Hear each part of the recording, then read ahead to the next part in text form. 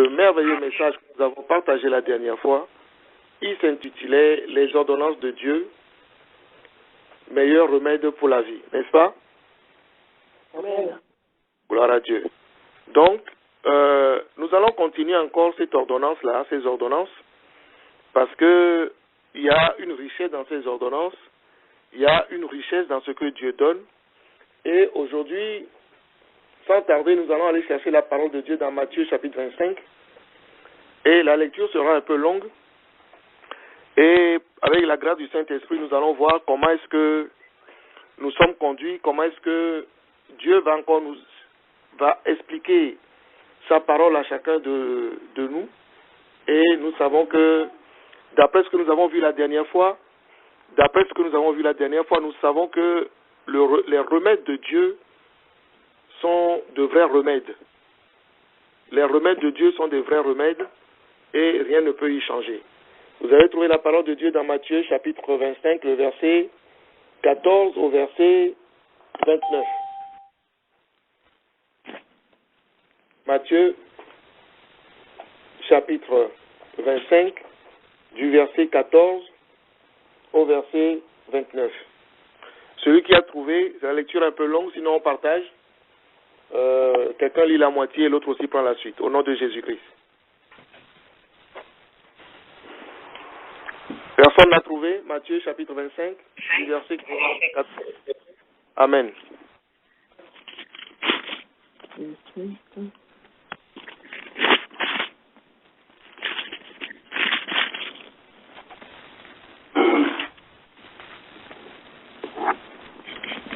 Matthieu chapitre 25.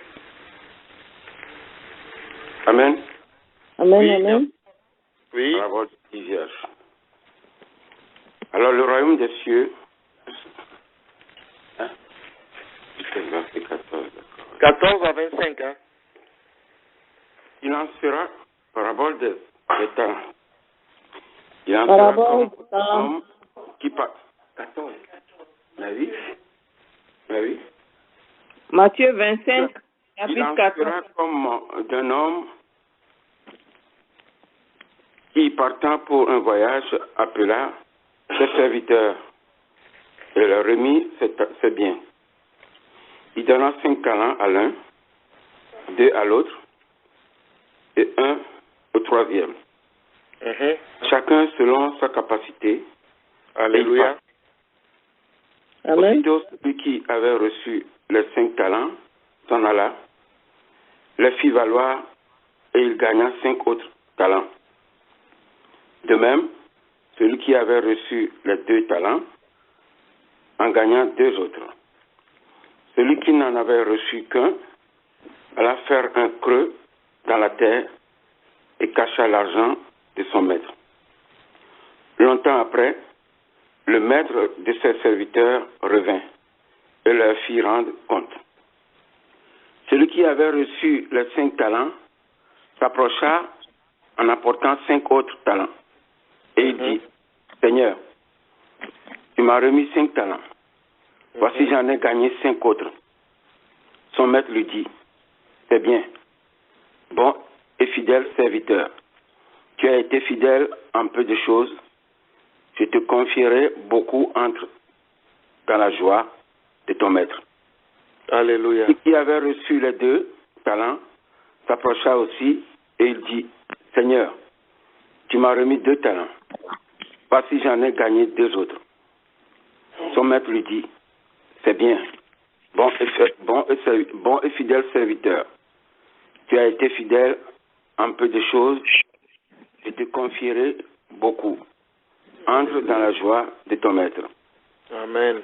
Lui qui n'avait reçu qu'un talent s'approcha ensuite et il dit, Seigneur, je savais que tu es un homme dur, qui moissonne où tu n'as pas semé, et qui amasse où tu n'as pas vanné.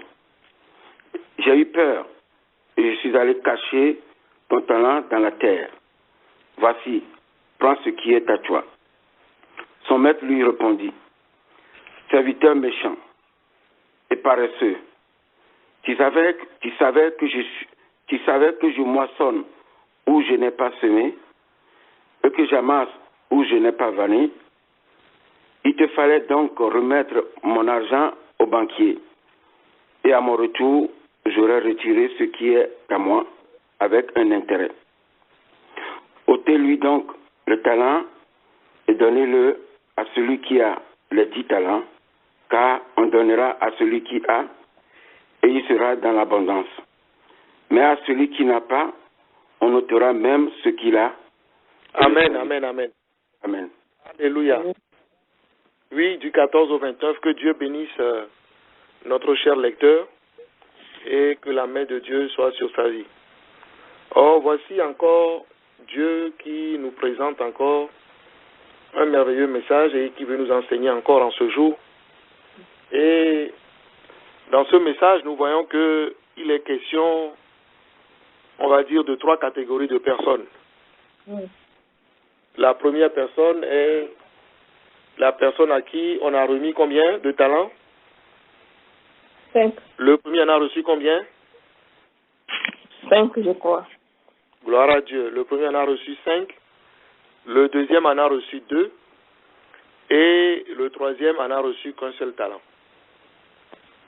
Et vous allez vous poser la question, vous allez nous poser la question, à savoir pourquoi est-ce que celui-là qui donne les talents, pourquoi il ne donne pas la même chose à tout le monde? Pourquoi il n'a pas donné la même quantité à tout le monde pour que ça soit au moins équitable? Pourquoi il n'a pas donné la même quantité à tout le monde?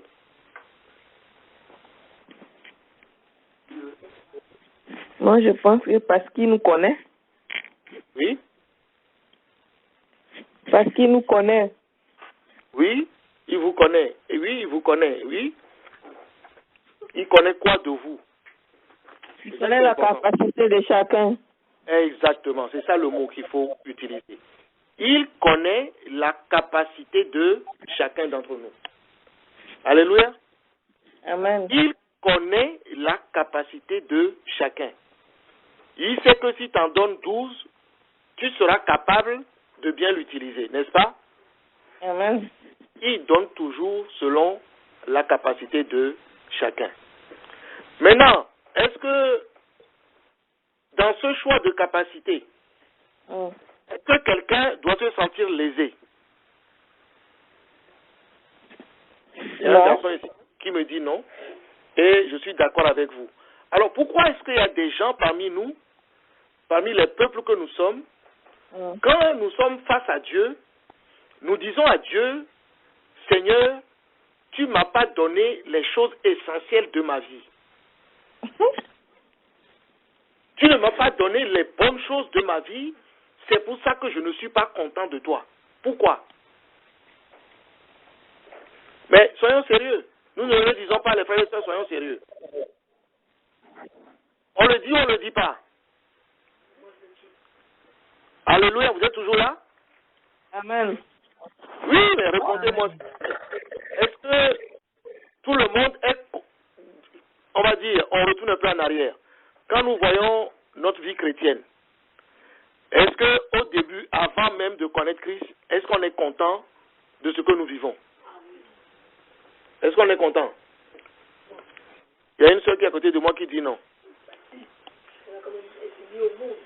Ah, il y a un jeune homme qui me dit que je suis content parce que je suis venu sur la terre. Ah, c'est merveilleux sa réflexion. Mais vous, mes frères et mes soeurs, vous dites quoi? Vous étiez content? Vous étiez satisfait? Alléluia. Amen. Est-ce que quelqu'un me reçoit? Amen. J'entends une seule voix. Amen, amen. Non, on n'était pas content. Je n'étais pas content. Ah, mais oui, parlez s'il vous plaît. Et comme ça, on sait qu'on est nombreux sur la ligne.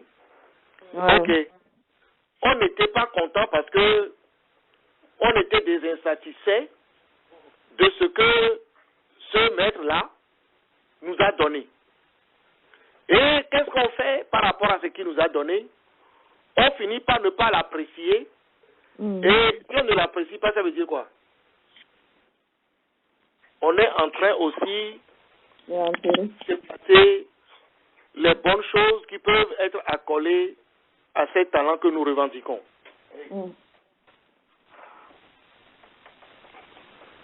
Donc, ce qui est merveilleux ce soir, nous allons voir comment est-ce que Dieu dans son amour nous aime. Et vous allez m'aider ensemble pour trouver les 5 talents qu'il a donnés au premier. Vous allez m'aider pour trouver les 2 talents qu'il a donnés au deuxième. Et nous allons aller chercher le 3e élément et comprendre pourquoi est-ce que lui, il a reçu un seul talent, mais pourquoi est-ce que finalement, il a fini par l'enterrer, il n'a pas fait fructifier son talent. Amen, amen. Amen. Qui veut commencer à répondre? Les 5 talents. Qu'est-ce qu'on a bien pu donner au premier, qui soit aussi nombreux? Ou bien vous voulez qu'on commence par le bas plutôt? Par celui qui en a reçu un? C'est peut-être plus facile. Alléluia. Amen. Peuple de Dieu, Amen. je vous pose la question, quel est donc le seul talent qu'on a donné à celui qui en a un? Amen. Oui? On n'entend rien. J'ai entendu un amen là, c'est une réponse? Oui? Oh, on ne sait pas. Ah, vous ne savez pas, ok. D'accord. Gloire à Dieu. Ok. Je vais vous dire quelque chose avant qu'on aille chercher les talents. Je vais aller dans Matthieu, chapitre 13, et la Bible dit que dans le verset 14, et pour eux s'accomplit cette parabole d'Ésaïe, entendez de vos oreilles et vous ne comprenez point. Vous regardez de vos yeux et vous ne verrez point. Car le cœur de ces peuples est devenu insensible.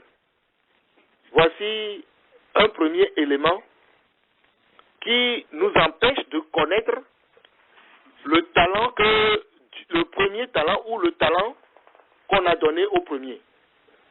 Parce que le cœur de ce peuple, le cœur de celui-là qui reçoit le seul talent est devenu insensible.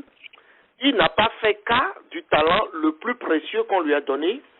Comme on te l'a donné à toi et à moi par le passé, il n'a pas fait cas. Pourquoi? Parce que ses oreilles, la Bible dit que ils ont endurci leurs oreilles et ils ont fermé leurs yeux. Si tu endurcis tes oreilles, tu n'entends pas la qualité du trésor qu'on te donne. Si tes yeux n'apprécient pas la valeur, la grandeur, la magnificence de ce qu'on te donne, comment est-ce que tu vas pouvoir le mettre en action? Comment pouvons-nous le mettre en action? C'est ça la difficulté. Alléluia. Amen. Donc, pour répondre à la première question, et vous savez tous que nous avons un papa, il s'appelle comment? Il s'appelle Jésus-Christ. Ce Père de grâce, il n'est pas venu sur la terre par hasard. Il est venu pourquoi? Par amour pour chacun d'entre nous. Amen. Et son papa va jusqu'à dire que il est venu pour être sacrifié. Et sacrifié comment? À cause de son amour, il est venu s'offrir pour le monde, pour que nous soyons rachetés de la malédiction de la mort. Et c'est en cela que nous sommes arrivés à la vie. Mais ce qui est particulier, ce qui est merveilleux, c'est que le même amour que Dieu a mis en Jésus-Christ constitue le plus beau des talents que toi et moi, chacun d'entre nous, nous avons reçus sur la terre. Que quelqu'un dise Amen. Amen. Le merveilleux, le plus beau des trésors, Dieu n'a pas hésité à donner à chacun d'entre nous. Gloire à Dieu. Amen. Et quand nous voyons notre marche, je vais ouvrir une petite parenthèse. La Bible nous dit que dans 1 Corinthiens chapitre 13, la Bible nous parle d'un élément là-bas qu'on appelle l'amour. On nous a appris là-bas que ce trésor-là, il pardonne, il supporte tout, il ne s'irrite pas, il ne cherche pas son intérêt, il n'est pas orgueilleux. En tout cas, ça a été défini et défini et défini. Mais malgré tout ça, nous avons toujours continué par faire quoi? Par faire le contraire. N'est-ce pas? Nous ne le faisons pas? Ah oui, il nous arrive. On dit l'amour supporte tout. Est-ce que nous supportons tout? Hein?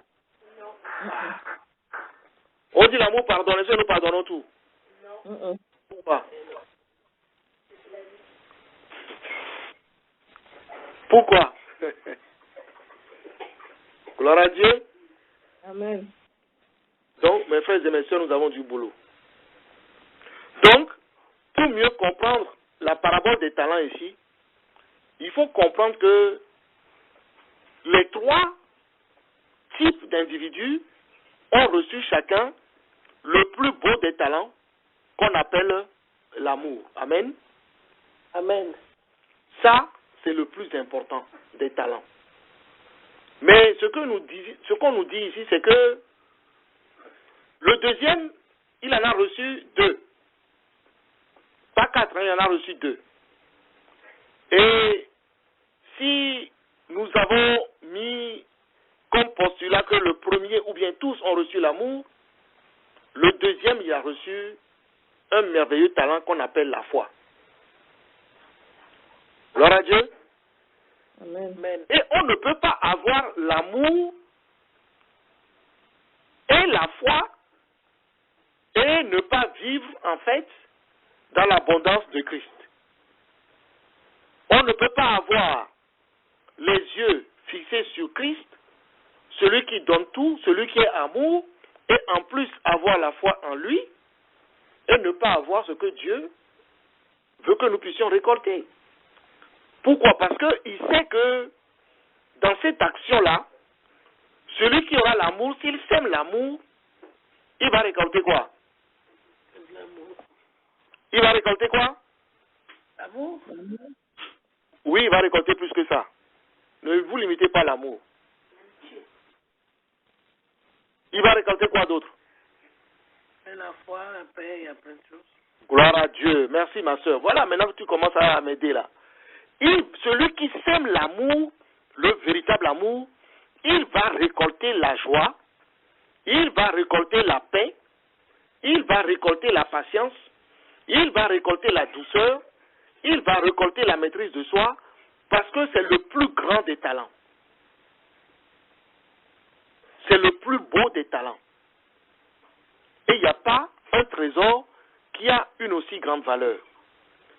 Mais ce qui nous anime ici, et nous allons comprendre, avant d'arriver à celui qui en a 5, et pourquoi est-ce que les 5 ont produit, c'est que la Bible nous dit que celui qui en a reçu un, il a dit que son maître était comment?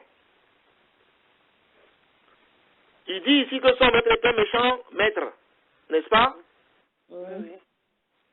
Et que lui, parce qu'il a peur, je suis allé cacher ton talent dans la terre. Voici, prends ce qui est à toi. Mes frères et mes sœurs, dites-moi, ça c'est encore une autre équation. Si vous mettez l'amour, qui est le plus beau des talents, vous le mettez dans la terre, qu'est-ce qui va germer?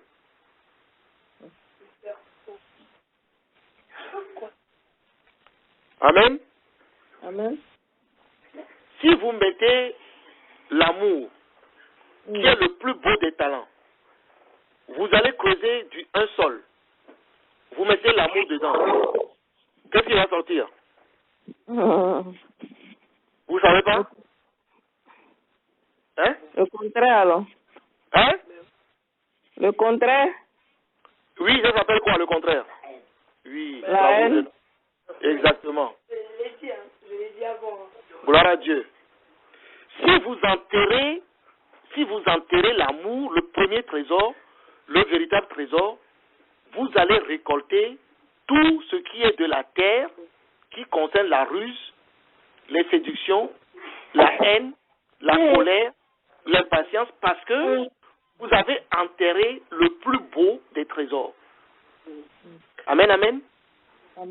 Et ça, les gens ne comprennent pas. C'est ça que aujourd'hui le monde aujourd'hui n'arrive pas à saisir. Et c'est ça la difficulté des chrétiens. De certains chrétiens, on va dire.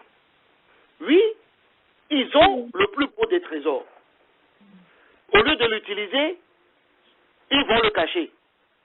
Et si tu le caches, eh bien, il y a d'autres choses qui vont pousser. Mais par contre, si tu vas jusqu'à s'aimer l'amour de Dieu, non pas dans la terre, mais quand tu le sèmes dans ton cœur, ça produit autre chose. Alléluia. Amen. Oui.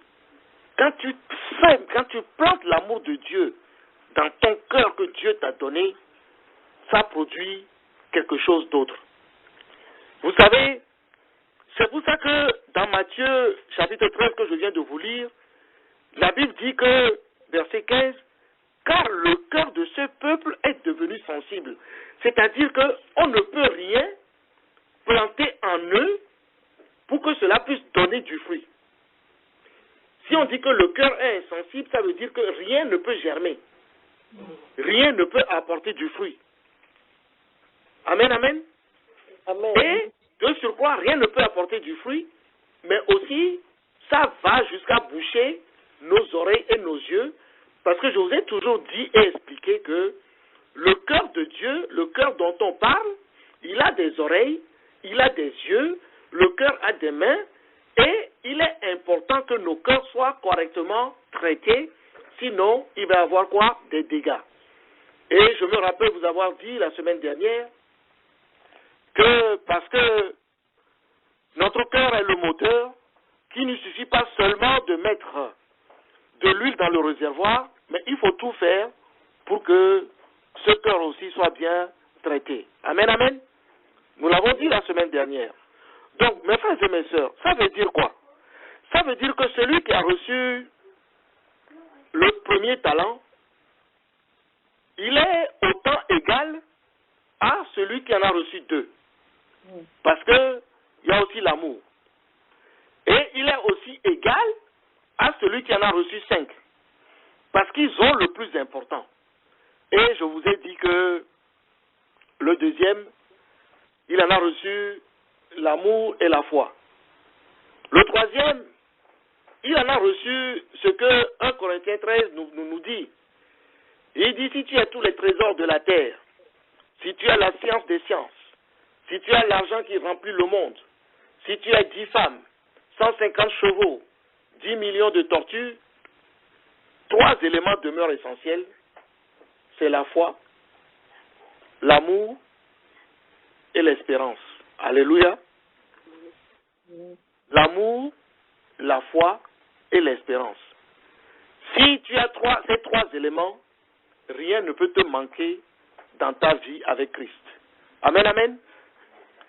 Si nous avons ces 3 éléments, rien ne peut nous manquer. Amen. Amen. Gloire à Dieu. Est-ce que vous voulez que Dieu vous donne des talents? Amen. Ah, certains le veulent, vous êtes sûr? Vous n'allez pas l'enterrer. Vous n'allez pas le cacher. Vous n'allez pas le cacher. Oh, c'est ceux-là qui répondent par oui et par amen. Dieu vous a déjà donné les talents. Mais la plupart d'entre nous, nous l'avons enterré. Mais maintenant, nous allons les ressusciter. Nous allons aller les chercher. Parce que nous ne savons pas que ces talents vont produire des bonnes choses pour nous. Et je vais vous donner aussi un exemple que j'ai discuté avec un frère aujourd'hui. Maintenant, à supposer que tu as de l'amour, qui est le premier talent, et qui est le plus précieux des talents.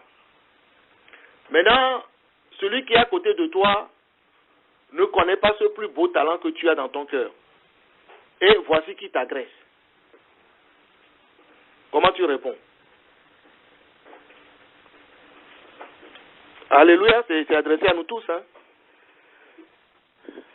Amen, amen. On doit lui montrer de l'amour. On doit lui donner de l'amour. On doit lui montrer de l'amour. C'est ça, non? Maintenant, si on ne lui montre pas l'amour, qu'on lui montre autre chose, qu'est-ce qui se passe?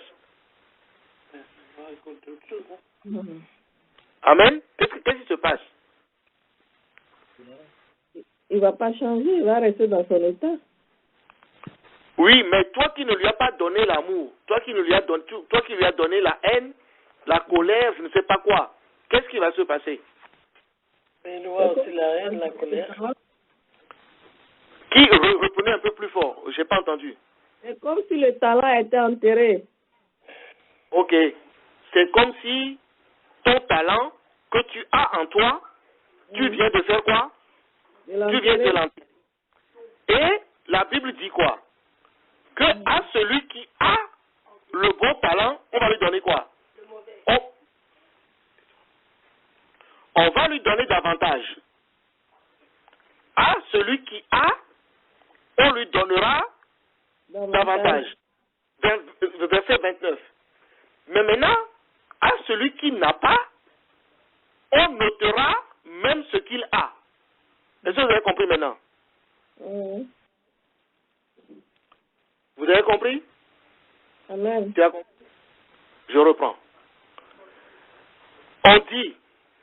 On dit, première chose, j'ai le plus beau des talents, j'ai l'amour. Je l'ai en moi. On me l'a donné. On m'a dit travaille-le parce que si tu as l'amour, ça va produire plein de choses. Maintenant, tu as l'amour. Quelqu'un qui est en face de toi t'agresse, t'insulte, te frappe. Et toi, au lieu de lui donner l'amour, tu réponds toi aussi par la colère. Si tu réponds par la colère, ça veut dire que tu viens d'enterrer le plus beau des talents qu'on t'a donné. Et la Bible dit qu'on donnera à celui qui a davantage. Mais comme toi, tu n'as pas donné l'amour, on va retirer même ce que tu as. Parce que tu ne sais pas que tu l'avais. Parce que tu ne l'as pas utilisé. C'est bon? Gloire à Dieu. Et ce qui est merveilleux, c'est que je sais que la plupart d'entre vous, et la façon dont Dieu nous aime et nous aide, est tellement merveilleux que nous voulons tout faire pour que ces talents ne soient pas enterrés. C'est pour ça que quelqu'un me lise le verset 26 au verset 27.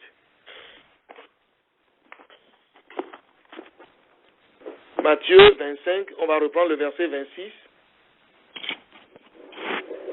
au verset 27. Qui a trouvé? On est toujours dans Matthieu 25. Hein?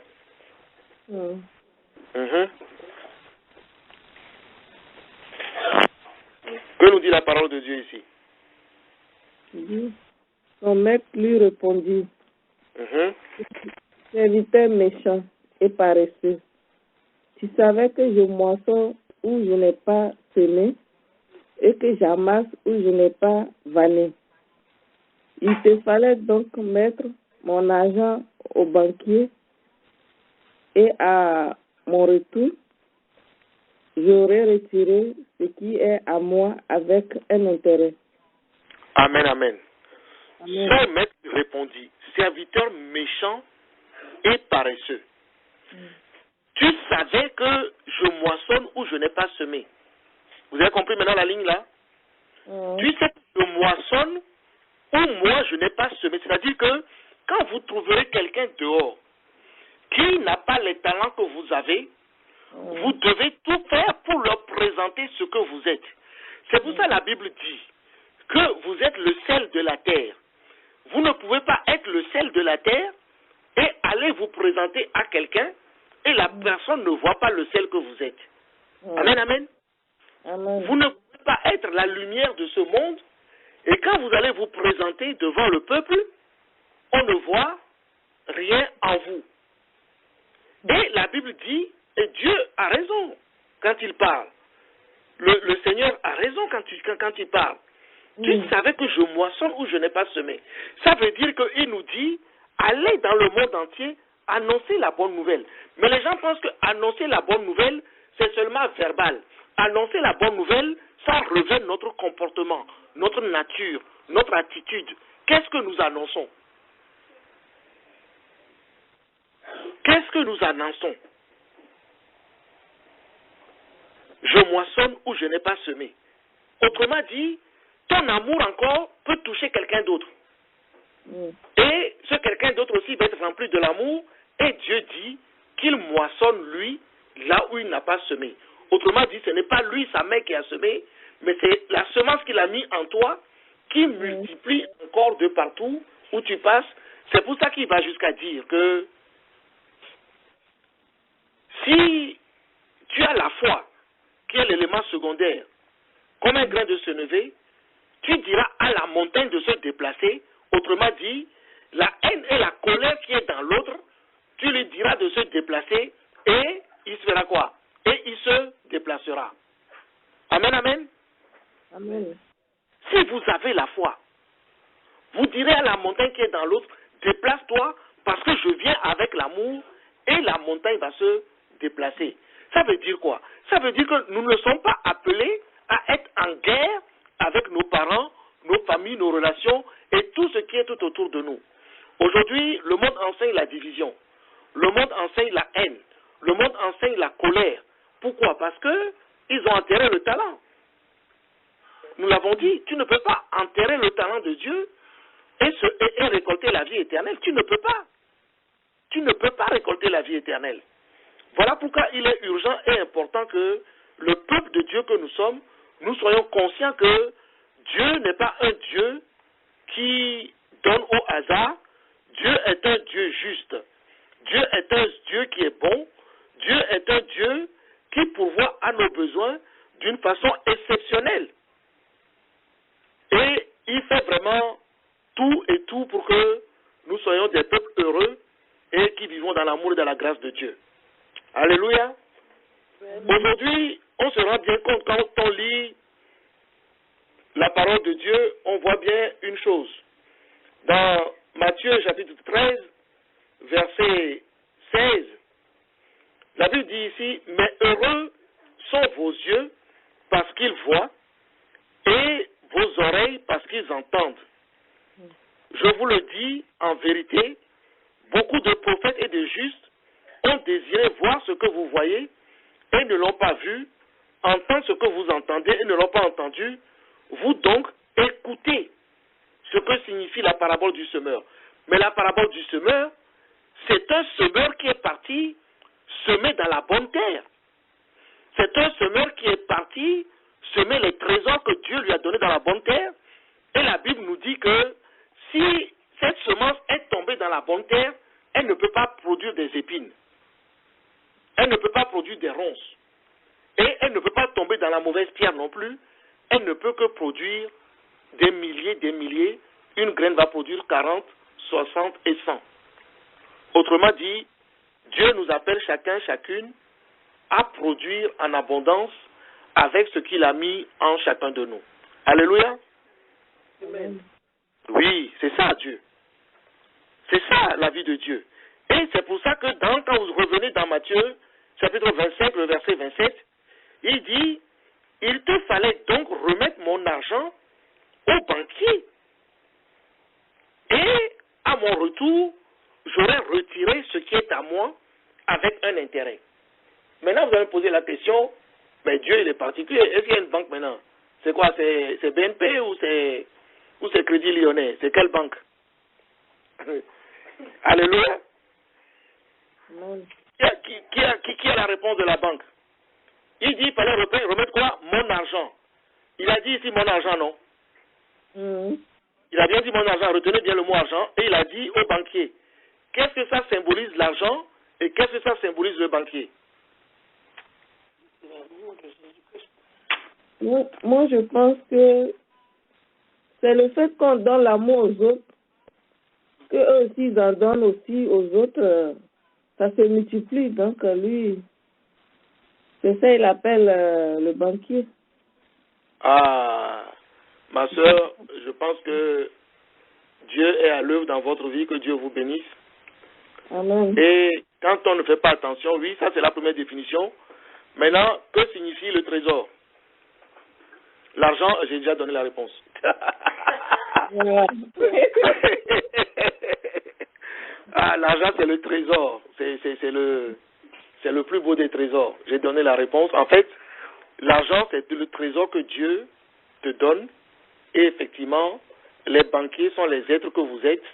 Vous êtes l'église de Christ. Et c'est vous qui constituez en fait la banque de Dieu. Amen. Et Dieu vous aime. Pourquoi Dieu vous aime? Quand vous allez lire 1 Corinthiens, je vais chercher, je crois que c'est chapitre 1 Corinthiens 4, que quelqu'un m'aide, 1 Corinthiens chapitre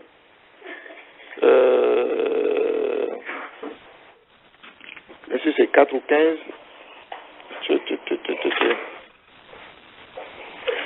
Là où il dit que nous sommes des vases et nous portons des trésors dans des vases, c'est où? 1 Corinthiens chapitre combien?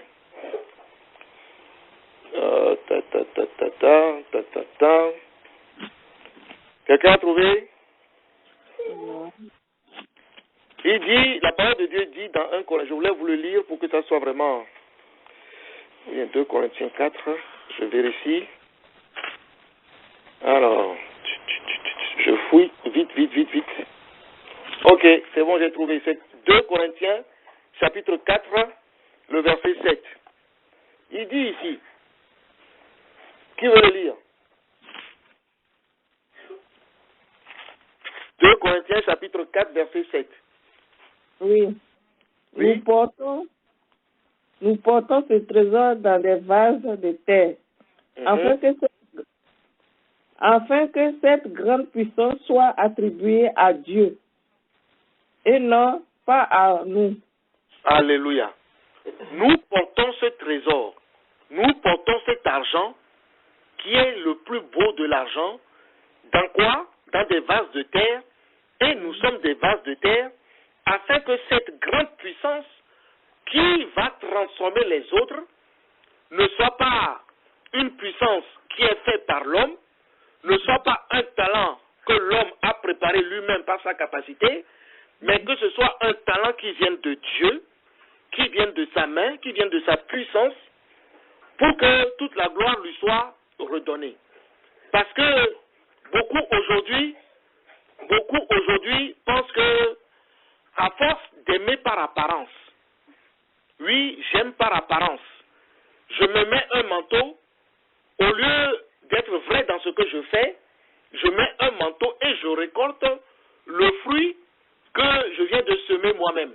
Oui, ça c'est la capacité de l'homme. Ça c'est la ruse de l'homme. Ce n'est pas de ça qu'on parle. Et ça c'est de l'orgueil. Et ça ce n'est pas bon. Donc, nous ce qui est important à savoir c'est que nous sommes des vases et nous portons un trésor. Et ce trésor, le premier trésor que nous portons, c'est l'amour de Dieu. C'est pour ça qu'il dit, afin que toute la gloire lui soit donnée. Alléluia. Afin que toute la gloire revienne à Dieu et à Dieu seul. Amen, amen. Amen. Gloire à Dieu. Maintenant, est-ce que vous avez des questions par rapport à la parabole des talents? Non, c'est bon, vous avez bien compris? Non, c'est clair. Ok.